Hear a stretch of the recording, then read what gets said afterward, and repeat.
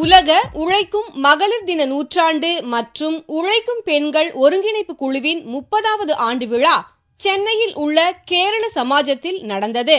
இந்த விழாவில் தடம் பதித்த 100 ஆண்டுகள் எனும் நூல் வெளியிடப்பட்டது. வீட்டு வேலை செய்யும் பெண்களுக்கு குறைந்தபட்ச ஊதியம், பணி நேரத்தை வரைமுறைப்படுத்தல் உள்ளிட்ட பல்வேறு கோரிக்கைகள் வலியுறுத்தப்பட்டன. வீட்டு வேலை செய்யக்கூடிய பெண்களுக்கு அரசு உடனடியாக குறைந்தபட்ச ஊதியத்தை அறிவிக்க வேண்டும் என்பது, அதேபோல வணிக வளாகங்கள் மற்றும் கடை நிறுவனங்களில் பணியாற்றக்கூடிய ஊழியர்களின், தொழிலாளர்களின் வேலை நேரம் என்பது வரன்முறைப்படுத்தப்பட வேண்டும்.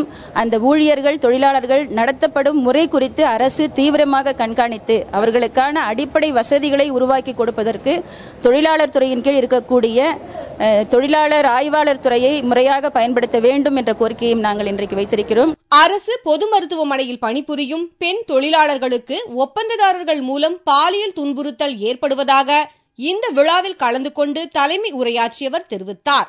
இரவு நேரங்களிலே வார்டுகளில் பணியாற்றும் போது என்னுடைய ரூமுக்கு வா என்று தகாத முறையில் அழைப்பது, தகாத சமிக்கைகள் செய்வது, குறிப்பாக ஒரு பெண்ணை புடவையை இழுத்தே கூட ஒரு சூப்பர்வைசர் மானபங்கப்படுத்திய போது கூட இதற்கும் எனக்கும் சம்பந்தம் இல்லை, இது கான்ட்ராக்டர்களுக்கும் உங்களுக்கும் இருக்கக்கூடிய பிரச்சனை, இதிலே நான் தலையிட முடியாது என்று அரசு பொது மருத்துவத்தில் இருக்கக்கூடிய உயர் அதிகாரிகளே சொல்லக்கூடிய போக்கு என்பது இருக்கிறது.